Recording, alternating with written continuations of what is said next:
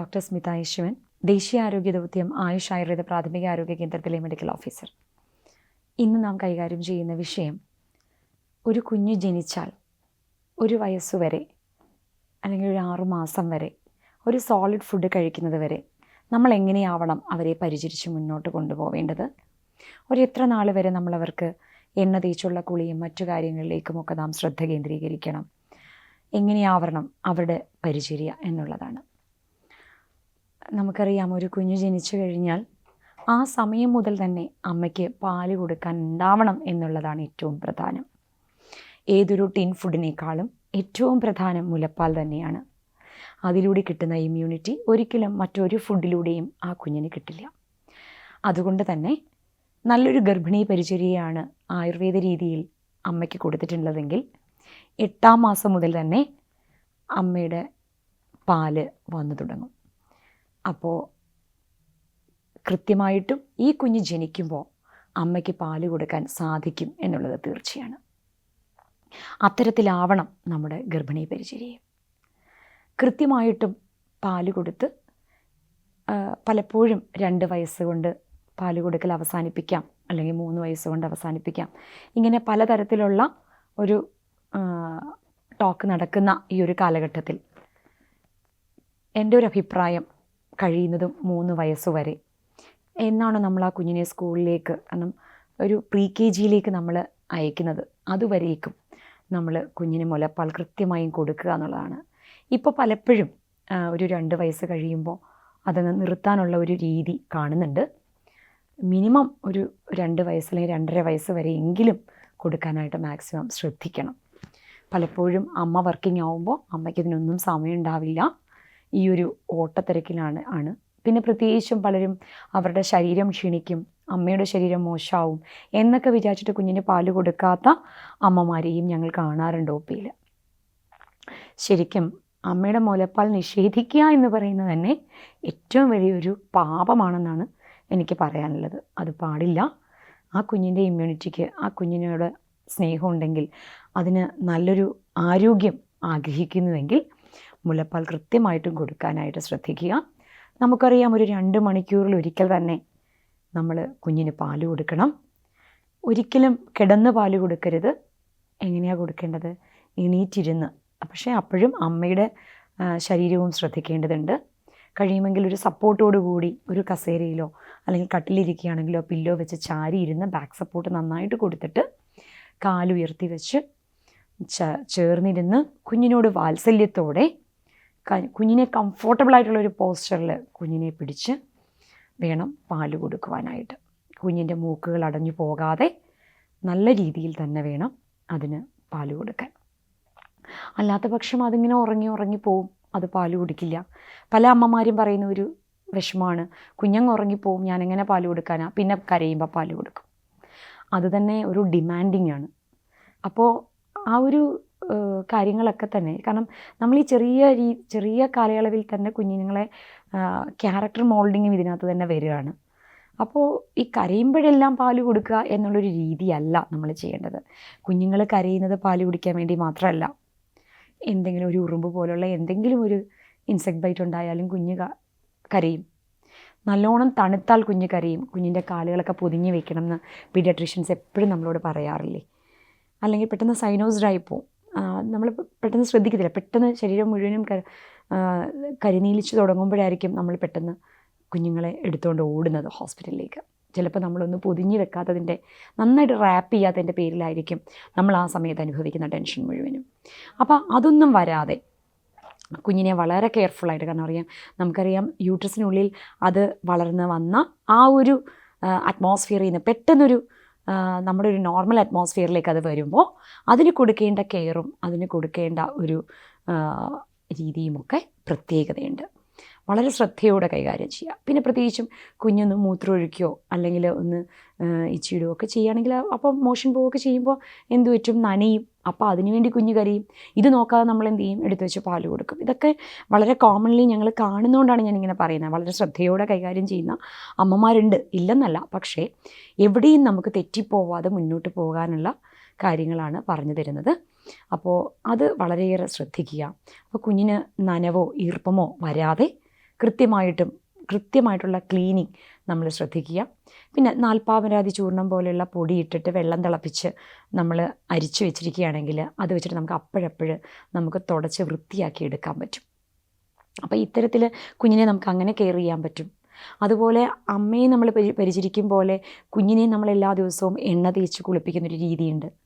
അപ്പോൾ അതിന് ആ പൊടിയിട്ട് വെള്ളം തിളപ്പിക്കുന്ന കാര്യം ഞാൻ പറഞ്ഞു. അതേപോലെ തന്നെ കുഞ്ഞിനെ എണ്ണ തേപ്പിച്ച് കുളിപ്പിക്കുന്ന രീതി, കുഞ്ഞിൻ്റെ ശരീരം മുഴുവൻ എണ്ണ തേക്കുക, കുഞ്ഞിൻ്റെ തലയിൽ എണ്ണ തേക്കുക, കുഞ്ഞിനെ കുറച്ച് സമയം ഒന്ന് ഒരു റിലാക്സ് ചെയ്യിച്ചിട്ട് പതിയെ ചെറിയ ചൂടുവെള്ളത്തിൽ ദേഹം കുളിപ്പിക്കുക.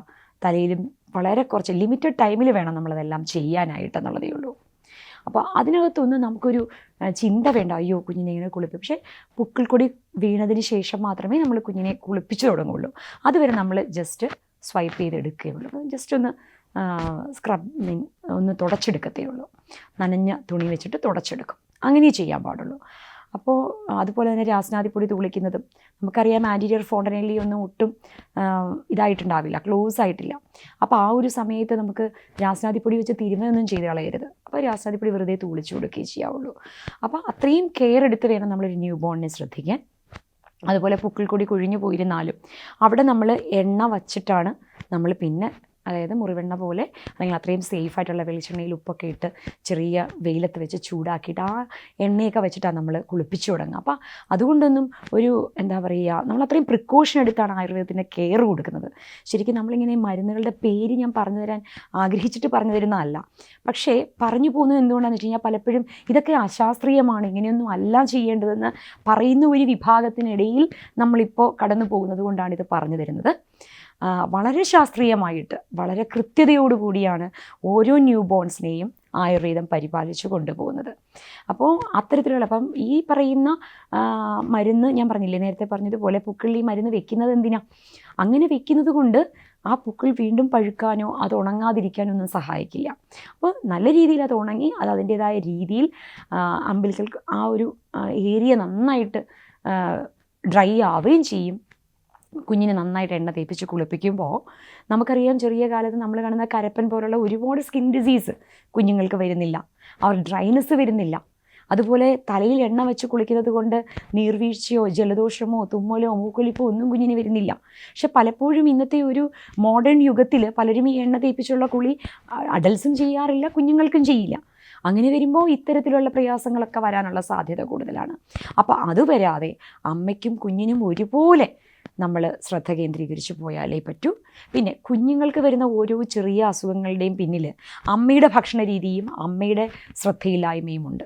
ഞാൻ പറയാൻ കാരണം, ഇപ്പോൾ അമ്മയുടെ ആഹാരത്തിൽ ഒരുപാട് എരിവും പുളിവും ഉപ്പും ഒക്കെ ചേർന്ന ആഹാരങ്ങൾ കഴിക്കുകയോ ഒരുപാട് പിക്കിൾസ് കഴിക്കുകയോ ഒക്കെ ചെയ്യുന്ന അമ്മമാരാണെങ്കിൽ ഈ കുഞ്ഞുങ്ങൾക്ക് ജനിക്കുമ്പോൾ തന്നെ, അവരുടെ ഗർഭിണി അവസ്ഥയിൽ തന്നെ അങ്ങനെ കഴിക്കുകയാണെങ്കിൽ കുഞ്ഞുങ്ങൾ ജനിക്കുമ്പോൾ തന്നെ നമുക്ക് കാണാം കണ്ണിൽ പീള കിട്ടിയ കുഞ്ഞുങ്ങൾ, അങ്ങനെയുള്ള ഒരുപാട് ഇൻഫെക്ഷൻസ് നമുക്ക് കാണാൻ പറ്റും. ശരീരത്തിൽ മുഴുവൻ റെഡ് റാഷസ് കാണാൻ പറ്റും. അപ്പോൾ ഇത്തരത്തിലുള്ള റെഡ് റാഷസ് ഒന്നുമില്ലാതെ നമുക്ക് അതിനുശേഷവും ന്യൂ ബോൺസിനെ നമുക്ക് സൂക്ഷിക്കാൻ പറ്റും. അതിന് അമ്മയുടെ ഭക്ഷണം വളരെ പ്രധാനമാണ്. കാരണം അമ്മയുടെ പാലാണല്ലോ കുഞ്ഞ് കഴിക്കുന്നത്. അപ്പോൾ അമ്മയുടെ പാൽ എത്രത്തോളം ശുദ്ധിയുള്ളതാണോ, എത്രത്തോളം രോഗമുണ്ടാക്കാത്തതാണോ, അതിനനുസരിച്ചിരിക്കും കുഞ്ഞിൻ്റെ ആരോഗ്യം എന്ന് പറയുന്നത്. അപ്പോൾ അമ്മയുടെ പാല് മാത്രം കുടിക്കുന്ന കുഞ്ഞുങ്ങളുടെ അമ്മമാർ അവരുടെ ആഹാരത്തിലും അവർ കുടിക്കുന്ന വെള്ളത്തിൽ പോലും അവരുടെ ശ്രദ്ധ വളരെയേറെ വേണം. പ്രത്യേകിച്ചും അവരുടെ മനസ്സിൻ്റെ മനോബലവും അതേപോലെ തന്നെ മനസ്സിന് യാതൊരു സംഘർഷങ്ങളില്ലാതെയും ഒക്കെ പോകേണ്ട ഒരു കാലഘട്ടമാണ്. നമുക്കറിയാം, ഇപ്പോൾ പോസ്റ്റ്മോർട്ടം ഡിപ്രഷൻ പോലുള്ള പ്രശ്നങ്ങൾ അധികരിച്ചു വരുന്ന ഈ കാലത്ത് ഈ ഡിപ്രഷൻ അനുഭവിക്കുന്ന അമ്മയുടെ നമുക്കറിയാം മനസ്സിൻ്റെ, അഥവാ നമ്മൾ കഴിക്കുന്ന ആഹാരത്തിൻ്റെ പോലും സൂക്ഷ്മാംശം ആഹാരമായി മാറുകയാണ്. സൂക്ഷ്മാംശം മനസ്സായി മാറുകയാണ് കഴിക്കുന്ന ആഹാരത്തിൻ്റെ. അപ്പോൾ ഇത് മനസ്സായി മാറാൻ നമ്മൾ നല്ല ഭക്ഷണം കഴിക്കണം, നല്ല മനസ്സിനുടമകളാവണം. അപ്പോൾ അതിന് ഫാമിലിയുടെ നല്ല സപ്പോർട്ട് വേണം, സമൂഹത്തിൻ്റെ നല്ല സപ്പോർട്ട് വേണം. എന്നാൽ മാത്രമേ ഒരു അമ്മയ്ക്ക് ഈ ഒരു സമയത്ത് പിടിച്ചു നിൽക്കാനാവുള്ളൂ. പിന്നെ അമ്മ തന്നെ എന്ത് വേണം? ഈ പറയുന്ന പ്രാണായാമങ്ങളും, കാരണം നമുക്ക് വലിയൊരു എക്സസൈസ് ഒന്നും ചെയ്യാൻ പറ്റത്തില്ലെങ്കിലും നല്ല പ്രാണായാമങ്ങൾ പോലുള്ള കാര്യങ്ങളൊക്കെ ചെയ്ത് മനസ്സിനെ ബലപ്പെടുത്തി മുന്നോട്ട് പോവുക. അപ്പോൾ അങ്ങനെ വരുമ്പോൾ ആ കുഞ്ഞിൻ്റെ ആ ഒരു കാലയളവ് കൃത്യമായിട്ടും 2 മണിക്കൂറിലൊരിക്കൽ പാല് കൊടുക്കാതെ തന്നെ ഓരോ ബ്രസ്റ്റിൽ നിന്നും 15 മിനിറ്റ് വീതം അങ്ങനെ മാറി മാറി കൊടുക്കണം. ഇല്ലെങ്കിൽ പാല് കെട്ടി നിന്ന് അമ്മയ്ക്കും ബുദ്ധിമുട്ടുണ്ടാവും. അപ്പം അതും വരാൻ പാടില്ല. പിന്നെ നല്ലൊരു വേദഗുളിയാണെങ്കിൽ അമ്മയ്ക്ക് അങ്ങനത്തെ ബുദ്ധിമുട്ടുകളൊന്നും വരാതെ സൂക്ഷിക്കാം. പിന്നെ നടുവേദന, അതേപോലെ തന്നെ അനസ്തേഷ്യയൊക്കെ എടുക്കുന്നതായിട്ടുള്ള ഒരുപാട് ബുദ്ധിമുട്ടുകൾ, അല്ലെങ്കിൽ തന്നെ ഒരു നോർമൽ ഡെലിവറിയിൽ ഒരമ്മ അനുഭവിക്കുന്ന സ്ട്രെസ്സും ആ ഒരു സ്ട്രെയിനും ഒക്കെ ഒന്ന് കവർ ചെയ്ത് നോർമൽസിയിലേക്ക് വരാൻ വേണ്ടിയിട്ട് അമ്മയ്ക്ക് വേണ്ടുന്ന എല്ലാ പരിചര്യവും നമ്മൾ ചെയ്തു പോകുന്നുണ്ടാവും. പക്ഷേ അവിടെയൊന്നും ന്യൂ ബോണിന് കിട്ടേണ്ട കരുതലുകളും അവർക്ക് കിട്ടേണ്ട പരിചരണവും ഒന്നും നഷ്ടപ്പെടാതെ സൂക്ഷിക്കുവാനും നമുക്ക് സാധിക്കണം. ഇതേപോലെ തന്നെ കൃത്യമായിട്ടും ഈ ഒരു പറയുക ഒരു 6 months മുതലാണല്ലോ നമ്മൾ സോളിഡ് ഫുഡ് കൊടുക്കുന്നത്. പക്ഷെ ഡയറക്റ്റ്ലി നമുക്ക് 6ാം മാസത്തിൽ ഈ അന്നപ്രാശത്തിൻ്റെ സമയം എന്ന് പറഞ്ഞിട്ട് നമുക്ക് പെട്ടെന്ന് അങ്ങനെ ഒരു സോളിഡ് ഫുഡ് കൊടുത്തു കഴിഞ്ഞാൽ കുഞ്ഞിന് പെട്ടെന്ന് ഡൈജസ്റ്റ് ചെയ്യൂല. അപ്പോൾ അതിനു മുൻപേ നമ്മൾ ആ കുഞ്ഞിൻ്റെ വയറിനെ ഒന്ന് ഡൈജസ്റ്റ് ചെയ്യാനുള്ള ആ ഒരു നല്ല രീതിയിലേക്ക് എത്തിക്കേണ്ടതുണ്ട്. അവിടെ നമ്മൾ സഡൻലി നമുക്ക് ഈ കൂവരകോ, അല്ലെങ്കിൽ പലപ്പോഴും കാണുന്നത് എങ്ങനെയാണ്, മുലപ്പാൽ അങ്ങോട്ട് വിഡ്രോ ചെയ്യാൻ തുടങ്ങുന്ന സമയമാകുമ്പോഴത്തേക്കും കൂവരക കാച്ചി കൊടുക്കുക, അല്ലെങ്കിൽ ഏത്തയ്ക്കാപ്പൊടി കുറുക്കിയത് കൊടുക്കുക. ഇതാണ് നമ്മൾ കാണുന്ന രീതി. പക്ഷേ നമ്മളൊന്ന് മനസ്സിലാക്കണം, ഏത്തയ്ക്കാപ്പൊടി കുറുക്കിയതും കൂവരകും ഒക്കെ ദഹിക്കാനുള്ള ഒരു സാഹചര്യം കൂടി അതിന് മുന്നേ നമ്മുടെ കുഞ്ഞിൻ്റെ വയറിന് ഉണ്ടാക്കി കൊടുക്കണം. അതിന് നമ്മൾ ചെയ്യേണ്ടത് എന്താണ്? അതിന് മുന്നേ തന്നെ മുസമ്പിയും ഓറഞ്ചും ജ്യൂസുകൾ പ്രിപ്പയർ ചെയ്യുക. അത് ഏറ്റവും മാക്സിമം ഡൈല്യൂഷനിൽ, കോൺസെൻട്രേറ്റഡ് ഫോമിൽ കുഞ്ഞിന് ദഹിക്കില്ല. അപ്പോൾ വൈറ്റമിൻ സി അടങ്ങിയിട്ടുള്ള അത്തരം ഫ്രൂട്ട് ജ്യൂസസ് മാക്സിമം ഡൈല്യൂഷനിൽ കുഞ്ഞിന് കൊടുത്തു തുടങ്ങണം. ഏത് മാസം മുതൽ നമ്മൾ കൊടുക്കും? ഒരു 4ാം മാസം മുതൽ നമ്മൾ കൊടുത്തു തുടങ്ങണം പതിയെ. അപ്പോൾ വീനിങ് സ്റ്റാർട്ട് ചെയ്യേണ്ടത് അവിടെ നിന്നാണ്.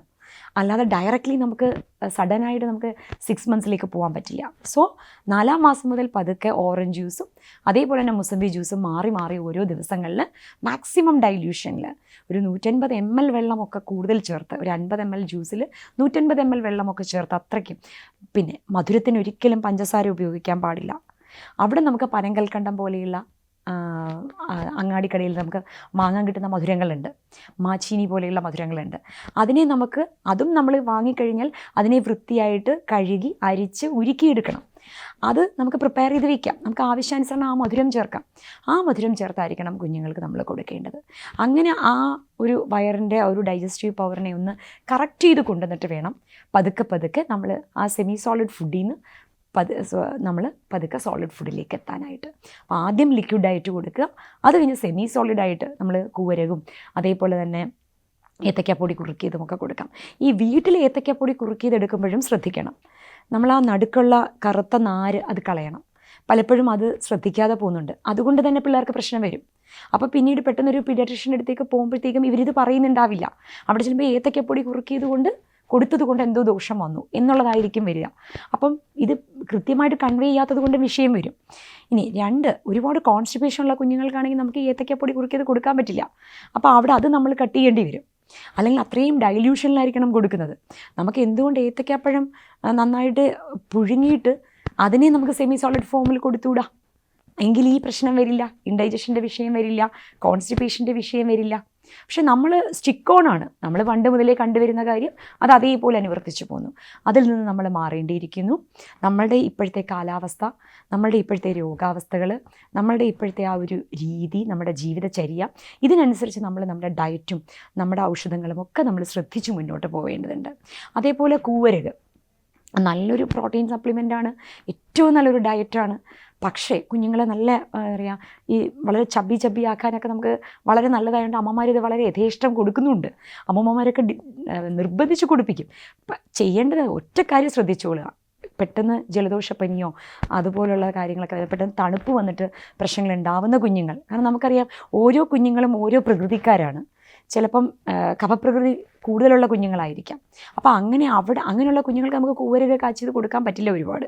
അവിടെ നമ്മൾ ഡൈല്യൂഷൻ കൂട്ടേണ്ടി വരും. പക്ഷേ പിത്തപ്രകൃതിക്കാരോ വാദപ്രകൃതിക്കാരോ ആയിട്ടുള്ള കുഞ്ഞുങ്ങളാണെങ്കിൽ ഈ ഒരു ബുദ്ധിമുട്ട് വരില്ല. അവർക്ക് നമുക്ക് കൂവരക കൊടുക്കാൻ പറ്റും. പക്ഷേ അപ്പോൾ ഇത് ഒരു ഡോക്ടർക്ക് നിശ്ചയിക്കാൻ പറ്റുള്ളൂ. അപ്പോൾ അതിനാണ് പറയുന്നത്, ഓരോ മാസവും നമ്മൾ കൃത്യമായിട്ടും ഡോക്ടറെ അടുത്ത് പോയിട്ട് കാര്യങ്ങൾ ചോദിച്ച് മനസ്സിലാക്കി വേണം കുഞ്ഞിൻ്റെ ആഹാരം പോലും. വളരെ ശ്രദ്ധയോടെ നമ്മൾ കൈകാര്യം ചെയ്യേണ്ട ചില കാര്യങ്ങളാണ്. ഇതൊന്നും നമ്മൾ ശ്രദ്ധിക്കാതെ പോകുമ്പോഴാണ് അടിക്കടി അവർക്ക് വരുന്ന പ്രശ്നങ്ങളെ അഭിമുഖീകരിക്കാൻ നമ്മൾ ഡോക്ടറുടെ അടുത്തേക്ക് ഇങ്ങനെ ഓടിപ്പോവേണ്ടി വരുന്നത്. അപ്പോൾ അത് വരാതെ കുഞ്ഞിൻ്റെ ആ ഒരു ശരീരബലത്തിനെ നമ്മൾ തന്നെ കൃത്യമായിട്ട് ശ്രദ്ധിച്ച് മുന്നോട്ട് പോവുകയാണെങ്കിൽ അവർക്ക് ഒട്ടനവധി രോഗങ്ങൾ ഞാൻ ഒരു കാര്യം പറയാം, ജനറ്റിക്കായിട്ട് വരുന്ന രോഗങ്ങൾ ഒഴികെ ബാക്കി എല്ലാ രോഗങ്ങളും അത് കുഞ്ഞിനാവട്ടെ മുതിർന്നവർക്കാവട്ടെ എല്ലാം നമ്മളായിട്ട് ഉണ്ടാക്കി വെക്കുന്ന രോഗങ്ങളാണ്. ശ്രദ്ധയില്ലാത്ത നമ്മുടെ ജീവിതചര്യ, ശ്രദ്ധയില്ലാത്ത നമ്മുടെ ആഹാര രീതി, ശ്രദ്ധയില്ലാത്ത നമ്മുടെ ഉറക്കം, ശ്രദ്ധയില്ലാത്ത നമ്മുടെ വ്യായാമം, ഇതുകൊണ്ടാണല്ലോ നമുക്ക് ഈ രോഗങ്ങളൊക്കെ തന്നെ വരുന്നത്. അപ്പോൾ അത് കുഞ്ഞുങ്ങളുടെ കാര്യത്തിലും വളരെ ശ്രദ്ധയോടെ നമ്മൾ കൈകാര്യം ചെയ്യണം. ഇത് കഴിഞ്ഞ് കഴിഞ്ഞാൽ നമുക്കൊരു 6 months ആകുമ്പോഴത്തേക്ക് നമുക്ക് സോളിഡ് ഡയറ്റിലേക്ക് പോകാം. അവിടെയും എപ്പോഴും ഈ പരിപ്പും പപ്പടവും അല്ലെങ്കിൽ ഉപ്പും ചോറും മാത്രം കൊടുക്കുന്ന രീതി അതും നമ്മൾ ഒഴിവാക്കേണ്ടിയിരിക്കുന്നു. കുഞ്ഞിന് പരിപ്പും പപ്പടവും ഉപ്പും മാത്രം കൊടുത്താൽ പോരാ, എല്ലാ വെജിറ്റബിൾസും നമുക്ക് കുഞ്ഞുങ്ങളിലേക്ക് എത്തിക്കണം. അതൊന്നും നമുക്ക് direct all of A sudden നമുക്കൊരിക്കലും ഒരു ഡയറക്റ്റ് കൊടുക്കാൻ പറ്റില്ല. അപ്പോൾ നമ്മൾ എന്ത് ചെയ്യണം, അതിനെ നന്നായിട്ട് വേവിച്ച് കൊടുക്കാൻ പറ്റുന്നതിനെ വേവിച്ച്, അല്ലാതെ റോയായിട്ട് നമുക്ക് പറ്റുമെങ്കിൽ അതിനെ ജ്യൂസാക്കി അത് കുഞ്ഞിനെ എങ്ങനെ ഡൈജസ്റ്റബിൾ ഫോമിലാക്കിയിട്ട് നമുക്ക് കൊടുക്കാൻ പറ്റും.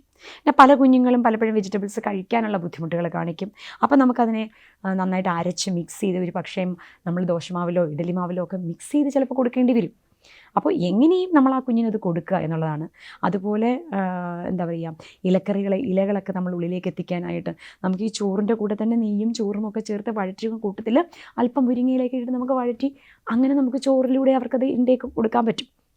അപ്പോൾ ഇങ്ങനെയൊക്കെ നമ്മൾ മാക്സിമം അവരിലേക്ക് നമുക്ക് കൊടുക്കാൻ പറ്റുന്ന രീതിയിൽ നല്ല രീതിയിൽ തന്നെ വളരെ ശ്രദ്ധയോടെ ഒരമ്മ കൈകാര്യം ചെയ്യുകയാണെങ്കിൽ, അമ്മ മാത്രം പോരാട്ടോ, ഒരു ഫാമിലിനെ മുഴുവൻ അച്ഛൻ്റെയും മറ്റ് ഫാമിലി മെമ്പേഴ്സിൻ്റെയും സമൂഹത്തിൻ്റെയും ഒക്കെ ഒരു സപ്പോർട്ട് വേണം.